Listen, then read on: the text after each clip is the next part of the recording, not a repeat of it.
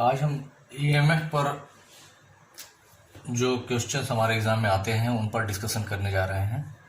Last में हमने EMF और उससे रिलेटेड कुछ क्वेश्चंस देखे भी थे और आज हम केवल एक क्वेश्चंस या प्रॉब्लम्स की सीरीज केवल देखेंगे। तो with the help of following EMF diagram calculate the value of E not TL tribe plus two TL. तो इस क्वेश्चन में ये एक ईएमएफ डायग्राम छोटा सा दिया हुआ है और इसमें पूछा क्या जा रहा है, calculate the value of E not, कहाँ से कहाँ तक के लिए पूछा जा रहा है, टीएल ट्राई प्लस से टीएल तक की। दैट मीन्स ये पूछा जा रहा है ई नॉट टीएल ट्राई प्लस से टीएल तक, यानी इस कन्वर्जन में कितना इलेक्ट्रोड पोटेंशियल यहाँ से जनरेट होगा। तो how we have to calculate, we know the formula to calculate EMF, E naught TL tri plus to TL equals N1। अब यहाँ देखिए स्टेप्स कितने हैं, यानी इस कन्वर्जन में स्टेप कितने हैं, एक स्टेप ये हो गया और दूसरा स्टेप ये हो गया। तो N1 E1 plus N2 E2 upon N1 plus N2, जितने स्टेप हैं उतने हमने N1 E1 सपोज कर लिया यहाँ से। अब हमारा जो फर्स्ट स्टेप है TL ट्राई प्लस से TL प्लस का, उसमें नंबर ऑफ इलेक्ट्रॉन कितने पार्टिसिपेट कर रहे हैं, तो TL ट्राई प्लस से TL प्लस। तो इसको हम सेपरेटली समझ सकते हैं कि जैसे हम इधर बता देते हैं आपको कि TL ट्राई प्लस है, ये कन्वर्ट हो रहा है किसमें, TL प्लस में।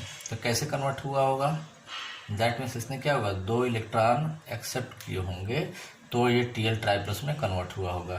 तो यही जो इलेक्ट्रॉन इसने एक्सेप्ट किया है उसी को क्या बोलेंगे, इसके लिए N1 हो जाएगा। तो कितना हो गया 2 इंटू अब E1 यानी इलेक्ट्रोड पोटेंशियल कितना जनरेट हुआ, तो प्लस 1.25 वोल्ट यहाँ से जनरेट हो रहा है। तो इसको लिखेंगे इंटू 1.25। इधर क्लियर। प्लस N2 की बात करें, अब हमारा सेकेंड स्टेप इन्वॉल्व होता है TL plus converts into TL। ये कैसे होगा, प्लस इसने एक इलेक्ट्रॉन एक्सेप्ट किया होगा। तो दैट मीन्स ये N2 की वैल्यू कितनी हो गई 1 इंटू, अब इस प्रोसेस में कितना इलेक्ट्रोड पोटेंशियल जनरेट हो रहा है, तो 0.34 वोल्ट। तो ये हो जाएगा 0.34 वोल्ट, ये निगेटिव साइन के साथ है, ये ध्यान देंगे, upon N1 plus N2 N2 plus 1। ठीक है, अब इसको हम सॉल्व कर लेंगे। तो ये हमारा आ जाता है 0.728 वोल्ट। ठीक है, तो हमें केवल इतना ही करना है। देखिए कितना सिंपल प्रॉब्लम है और ये हमें भरपूर नंबर देकर जाता है। तो with the help of following EMF diagram calculate the value of, है ना। इसी तरह से हमारे जो ईएमएफ डायग्राम में रिएक्शन सीक्वेंस दे दिए जाते हैं एक साथ, और उन्हीं की मदद से जो उसके स्टेप्स हैं हमें एक नए electrode potential, unknown electrode potential को यहाँ से फाइंड आउट करना होता है। तो काफ़ी आसान सा प्रॉब्लम होता है और इतनी सी बात आपने लिख दी और आपको पूरे नंबर मिल गए, कहीं नंबर की कोई कटौती नहीं होती। एक प्रॉब्लम हम इस तरह का भी यहाँ देखते हैं कि predict whether the following reaction will occur spontaneously और नॉट। तो अभी जो है इसके बाद हम प्रॉब्लम जो डिस्कस करेंगे वो कहीं न कहीं से इन दोनों प्रॉब्लम को ले करके होगा। तो एक प्रॉब्लम हम ये वाला भी देख लेते हैं। ऐसा प्रॉब्लम हमने पहले भी डिस्कस किया था वैसे। Predict whether the following reaction will occur spontaneously और नॉट। ये जो रिएक्शन दिया जा रहा है ये रिएक्शन स्पॉन्टेनियसली होगा या नहीं होगा, यानी अपने आप होने वाला है या नहीं। स्पॉन्टेनियसली मतलब कि those chemical reactions which occur by its own, जो अपने आप हो, जो रिएक्शन अपने आप हो, जिसके लिए हमें अलग से कोई एफर्ट ना करना पड़े। तो हम इस रिएक्शन के लिए देखते हैं कि ये रिएक्शन स्पॉन्टेनियस है या नहीं है। तो हम लोगों ने चर्चा किया भी था कि कैसे इसको करते हैं। तो सबसे पहला काम हम क्या करेंगे कि यहाँ से हम एक छोटा सा सेल डायग्राम इसका बना लेते हैं और सेल डायग्राम में हम इस साइड में लिखते हैं किसको, ऑक्सीडेशन वाले सेल को, और इस साइड में लिखते हैं रिडक्शन वाले सेल को। ऑक्सीडेशन वाले साइड में देखते हैं इसमें ऑक्सीडेशन किसका हो रहा है, तो Na कन्वर्ट हो रहा है Ni2 प्लस में। दैट मीन्स 0 ऑक्सीडेशन स्टेट से ऑक्सीडेशन स्टेट कितना हो रहा है +2, यानी कि 0 से +2 मीन्स ऑक्सीडेशन नंबर में इंक्रीज हो रहा है। दैट मीन्स अगर ऑक्सीडेशन नंबर में इंक्रीज होता है किसी प्रोसेस में तो process is called as oxidation.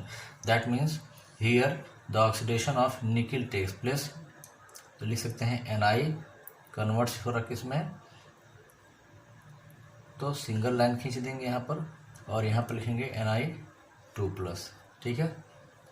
Na converts into Na2+ में ये ऑक्सीडेशन की रिएक्शन हो गई। इसी में रिडक्शन किसका हो रहा, तो Cu डाई +2 से 0 में जा रहा है, तो इसका मतलब क्या हो गया, +2 से 0 का means decrease in the oxidation number, and the decrease in oxidation number is termed as reduction. तो we can write here Cu di plus converts into Cu, तो सिंगल लाइन इसके बीच में हो गई। तो ये सब क्या तरीके हैं इसको ऐसे लिखने के, सिंगल लाइन डबल लाइन कहाँ यूज करते हैं, ये सारी चीज़ें हम लोगों ने डिस्कस कर लिया है।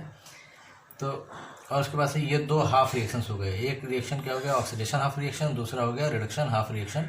और जब रिडक्शन हाफ रिएक्शन और ऑक्सीडेशन हाफ रिएक्शन दोनों को मिला दिया जाता है तो कंप्लीट एक रेडॉक्स रिएक्शन हो जाता है और एक सेल कंप्लीट हो जाता है ये। और इन दोनों के बीच में, दोनों हाफ रिएक्शन के बीच में साल्ट ब्रिज का नोटेशन लगाते हैं इस तरह से। अब हम इसके लिए E0 सेल निकालते हैं।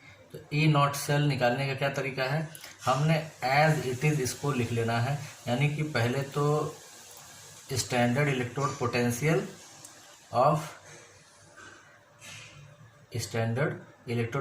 ऑफ दिस हाफ रिएक्शन, और ये हाफ रिएक्शन कौन सा है, ऑक्सीडेशन हाफ रिएक्शन है, इसको एज सच यहाँ पर उतारेंगे Na converts into Na2+, and plus जो रिडक्शन पोटेंशियल यहाँ जनरेट हुआ उसको यहाँ लिख देंगे ऐसे ही, इसको नोटेशन की तरह से, ठीक है, और दोनों को ऐड कर देंगे।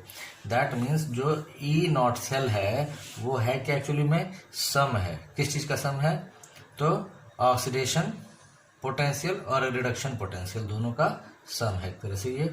तो E0 सेल जो है उसको निकालने के लिए हमें इन दोनों को ऐड करना होगा। तो पहले हम देखते हैं कि इनका इलेक्ट्रोड पोटेंशियल जो गिवन है वो क्या है। तो हमने देखा कि हमारे इस फार्मूले में हमें ज़रूरत है निकल के ऑक्सीडेशन पोटेंशियल की, और हमें प्रॉब्लम में जो गिवन है वो भी सेम थिंग है। तो हम इसको जो वैल्यू है एज सच इसकी ले लेंगे +0.25 वोल्ट। उसी के बाद हमने देखा कि कॉपर के लिए हमें रिडक्शन पोटेंशियल की जरूरत है, और दिया क्या है प्रॉब्लम में हमारे कॉपर के ऑक्सीडेशन पोटेंशियल की। और हम बात करते हैं कि सेम सब्सटेंस का अगर ऑक्सीडेशन पोटेंशियल दिया है तो और उसका रिडक्शन पोटेंशियल लिखना, तो साइन को केवल चेंज कर देते हैं। यहाँ दिया ऑक्सीडेशन पोटेंशियल, हमें चाहिए रिडक्शन पोटेंशियल, तो हमने क्या किया, साइन यहाँ निगेटिव है तो हम क्या करते हैं इसको पॉजिटिव साइन के साथ ले लेते हैं 0.337 वोल्ट, ठीक है। और ये आपका आ जाता है प्लस साइन के साथ 0.587 वोल्ट, ठीक है। और हमें पता है, हमने पहले भी इस चीज़ को ऑब्जर्व किया था कि E0 सेल की जो वैल्यू है अगर वह पॉजिटिव साइन के साथ आती है तो वो इंडिकेट करती है क्या, S की तरफ इंडिकेट करती है, S रिएक्शन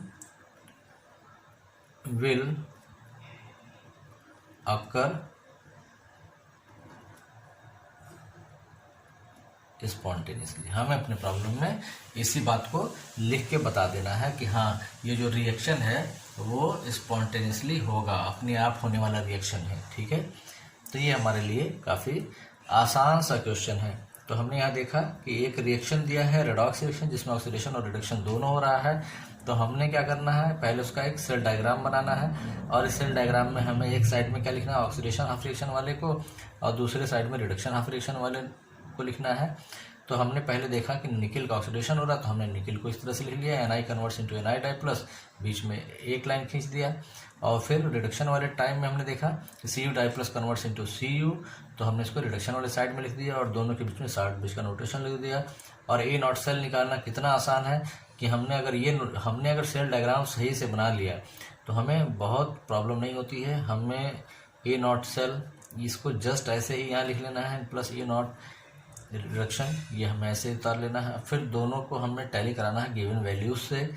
अगर हमारा गिवन वैल्यू इसके अकॉर्डिंग है तो एज सच हम वैल्यू को निकाल लेते हैं यहाँ पे, और अगर हमें जो चाहिए उसका उल्टा दिया हुआ तो हमें क्या करना, साइन कन्वर्ट करके चेंज करके इसको यहाँ कर लेना है, ठीक है। और दोनों को ऐड कर देंगे, जो वैल्यू आएगी उसके साइन को देखेंगे, पॉजिटिव है या निगेटिव है।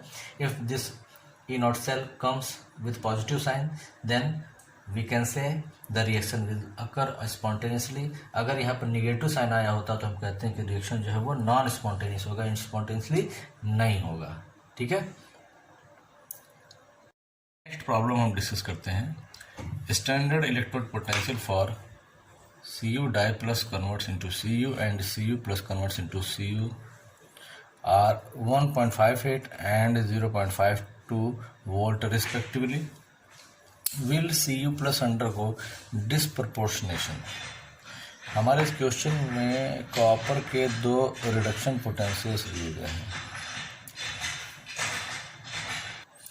मीन्स हमारे इस क्वेश्चन में कॉपर के दो स्टैंडर्ड रिडक्शन पोटेंशियल दिए हैं। ये जो इलेक्ट्रोड पोटेंशियल दिया है वैल्यू, ये किस चीज़ का है? कॉपर का स्टैंडर्ड रिडक्शन पोटेंशियल का वैल्यू दिया है। तो पहले हम इसको लिख लेते हैं, स्टैंडर्ड इलेक्ट्रोड पोटेंशियल फॉर किस इलेक्ट्रोड के लिए दिया है? तो Cu di plus converts into Cu plus में, तो इसके लिए वैल्यू कितना दिया है? 1.58 वोल्ट। तो हम इसको लिख लेते हैं। इसी तरह से एक दूसरी वैल्यू क्या दी है? Cu plus converts into Cu में, और इसके लिए स्टैंडर्ड रिडक्शन पोटेंशियल दिया है 0.52 वोल्ट। अब ये बात तो समझ में आ रही कि स्टैंडर्ड रिडक्शन पोटेंशियल कैसे बोला गया इसको। तो हमने देखा कि Cu डाई प्लस कन्वर्ट हो रहा है Cu में, तो ऑक्सीडेशन नंबर में डिक्रीज हो रहा है, +2 से +1 में जा रहा है। तो जब ऑक्सीडेशन नंबर में डिक्रीज होता है तो उसे हम रिडक्शन बोलते हैं, और तब हम इस इलेक्ट्रोड पोटेंशियल को स्टैंडर्ड रिडक्शन पोटेंशियल बोलेंगे। इसी तरह से Cu प्लस कन्वर्ट हो रहा है Cu जीरो ऑक्सीडेशन स्टेट में, तो +1 से 0 में जाना, ये भी क्या है? एक रिडक्शन हुआ, वैल्यू में डिक्रीज हो रही है, जिसको भी हम स्टैंडर्ड रिडक्शन पोटेंशियल ही बोलेंगे। और इसके लिए वैल्यू कितनी दी है? और दोनों ही केस में जो साइन है वो पॉजिटिव साइन है। ये दो बातें हमने फाइंड आउट कर ली इस प्रॉब्लम में से। फिर जो बात पूछी जा रही है, will Cu plus undergo disproportionation, will Cu plus undergo disproportionation. तो डिस्प्रपोर्शनेशन का क्या मतलब हुआ, इसको जरा सा हम देख लेते हैं।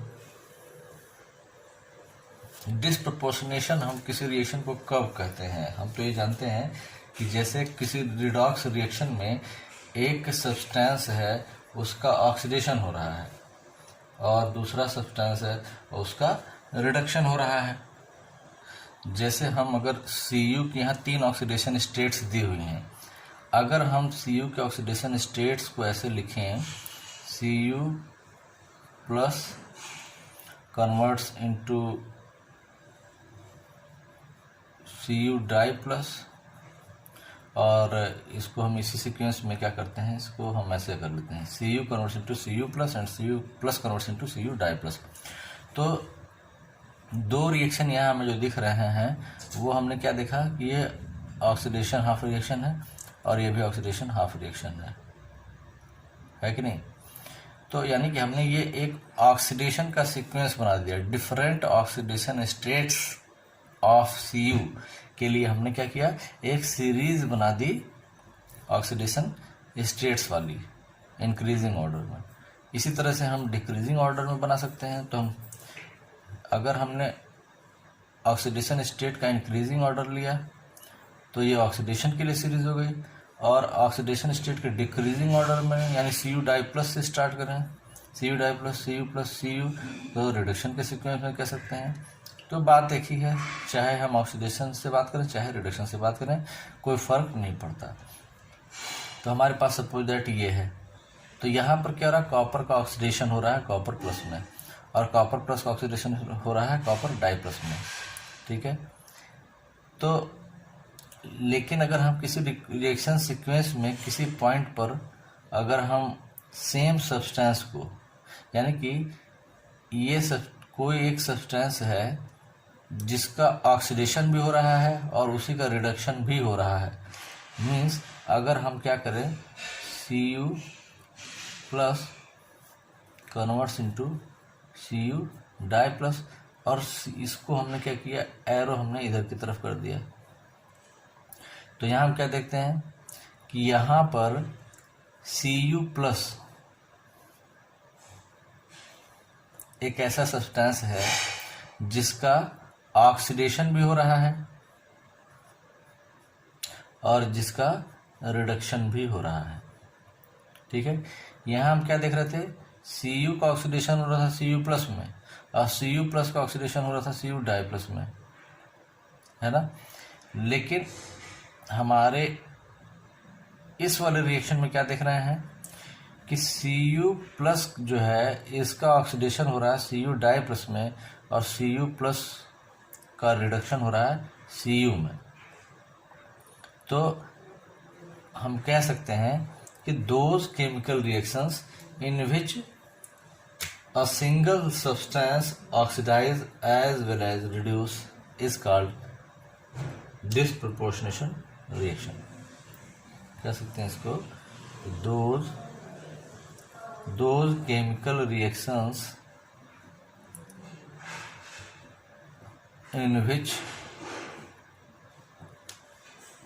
a single substance oxidize as well as reduce is called disproportionation reaction। Those chemical reactions in which a single substance oxidize as well as reduce is called disproportionation reaction। यानी एक ऐसा केमिकल रिएक्शन जिसमें एक ही substance का oxidation भी हो रहा है और उसी सब्सटेंस का रिडक्शन भी हो रहा है, तो हम उसके रिस्पेक्ट में देख लेंगे इसको, जिसके रिस्पेक्ट में क्वेश्चन में पूछा गया है कि will Cu plus undergo disproportionation.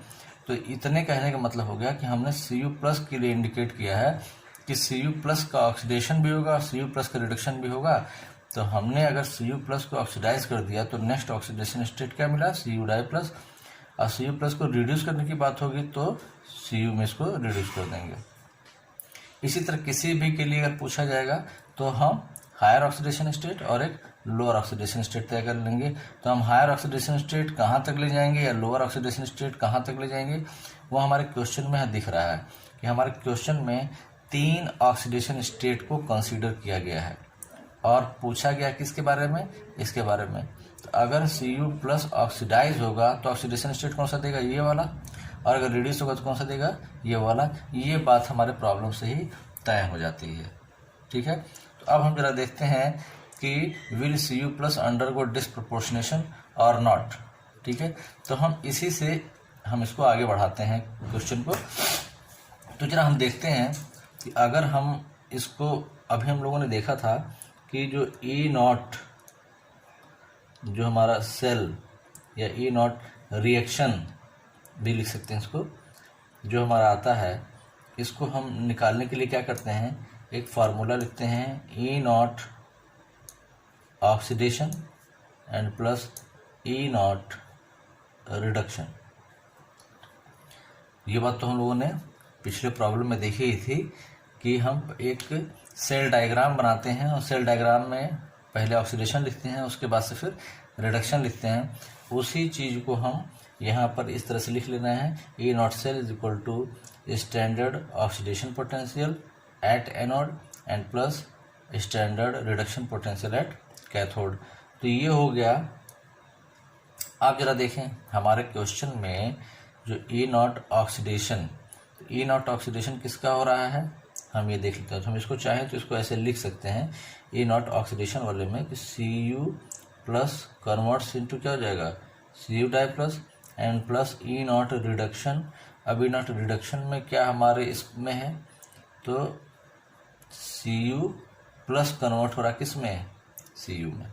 ध्यान दीजिएगा, कन्वर्जन के बेस पे ही देखेंगे कि E0 ऑक्सीडेशन हमारे इस प्रॉब्लम में, हमारा जो प्रॉब्लम है वो इस सीरीज पर कंसंट्रेट करता है, क्योंकि हमसे डिस्प्रपोर्शनेशन की बात की गई है। तो हम ध्यान देंगे कि हमारा रिएक्शन सीक्वेंस ये वाला ना होने पाए। 3 तरह के ऑक्सीडेशन स्टेट की बात की गई है, तो हम इसको इंक्रीजिंग या डिक्रीजिंग ऑर्डर में लिख सकते हैं। बट जब हमसे किसी के डिस्प्रपोर्शनेशन की बात करेगा, तो जिसके डिस्प्रपोर्शनेशन की बात करेगा उसका एक एरो इधर है तो दूसरा वाला एरो क्या करेंगे, उल्टा कर देंगे, तो हमें उसके डिस्प्रपोर्शनेशन की बात मिल जाएगी, जिसमें एक ऑक्सीडेशन स्टेट अपने हायर में कन्वर्ट हो रहा है और एक वही ऑक्सीडेशन स्टेट अपने लोअर में कन्वर्ट हो रहा है। तो same substance undergo oxidation as well as reduction, then such a reaction is called disproportionation reaction। और इसी के बेस में हम फिर E नॉट सेल के लिए जो फार्मूला होगा वो लिखेंगे। तो हमारे इस सीक्वेंस में ऑक्सीडेशन किसका हो रहा है, Cu प्लस कन्वर्ट हो रहा है Cu डाई प्लस में, तो हम उसको इसी पैटर्न पे स्टैंडर्ड ऑक्सीडेशन पोटेंशियल के फॉर्म में लिखेंगे इसको, ठीक है। और फिर दूसरा वाला है E not Cu plus converts into Cu में, तो हम इसकी वैल्यूज को लिख लेते हैं। तो हम क्या देखते हैं कि हमारे जो प्रॉब्लम में जो वैल्यूज दो दी गई हैं वो क्या है। अब हम देखें E not Cu plus converts into Cu di plus, ये वाली वैल्यू, यानी कि यहाँ पर रिडक्शन पोटेंशियल के फॉर्म में दिया हुआ है और हमें चाहिए क्या, ऑक्सीडेशन पोटेंशियल के फॉर्म में। तो इसको हम केवल साइन चेंज कर देंगे, -1.58 वोल्ट, ठीक है। एंड प्लस अब फिर हम देखते हैं कि हमें रिडक्शन पोटेंशियल के फॉर्म में चाहिए, तो ये वैल्यू सेम यहाँ पे दी हुई है, तो हम इसको पॉजिटिव साइन के साथ ही लिख लेंगे 0.52 वोल्ट, ठीक है, इक्वल्स -1.06 वोल्ट। ये हमारा क्वेश्चन हो गया। तो और हमें पता है कि जब E नॉट सेल की वैल्यू निगेटिव आती है तो हम क्या लिखते हैं, रिएक्शन विल नॉट अकर, तो हम लिखेंगे डिसप्रोपोर्शनेशन, डिसप्रोपोर्शनेशन विल नॉट अकर, है ना। क्यों ऐसा है, क्योंकि जो वैल्यू आ रही है हमारी E नॉट सेल की वो कैसे आ रही है, निगेटिव साइन के साथ आ रही है ना। तो लिख सकते हैं the value of E not cell, या द निगेटिव वैल्यू लिख सकते हैं इसको, है ना। The negative value of E not cell indicates that, the negative value of E not cell indicates that disproportionation will not occur. तो हम ऐसे क्वेश्चंस को इस तरह से सॉल्व करते हैं। तो ये बात हमारी समझ में आ जानी चाहिए। इसको हम कुछ और प्रॉब्लम्स से भी इसको देखते हैं। तो दो इम्पॉर्टेंट प्रॉब्लम्स हम और डिस्कस करेंगे जो बहुत ही इम्पॉर्टेंट है, जो हमारे एग्ज़ाम में आते ही आते हैं, सर्टेनली आते हैं, तो हम उसको देखेंगे। तो ये जो 3 प्रॉब्लम आज हम लोगों ने डिस्कस की है, इसको आप अच्छी तरह से समझते हुए इसको जरा एक बार प्रैक्टिस कर लीजिएगा। उसके बाद मैं उन प्रॉब्लम्स को डिस्कस करता हूँ। तो मुझे लगता है कि ये 3 प्रॉब्लम अगर आपने देख लिया, अलग अलग तरीके से हमने 3 क्वेश्चंस को डिस्कस किया है, तो यही बेस बन जाएगा आगे वाली प्रॉब्लम में। और जो आगे हम प्रॉब्लम डिस्कस करेंगे वो कंप्लीट 9 नंबर के क्वेश्चंस हैं। तो इसलिए आप रेडी हो जाइए, इन तीनों को अच्छी तरह समझ करके इसको प्रैक्टिस कर लीजिए। नेक्स्ट फिर हम उसको डिस्कस करते हैं अगली वीडियो में। थैंक्स।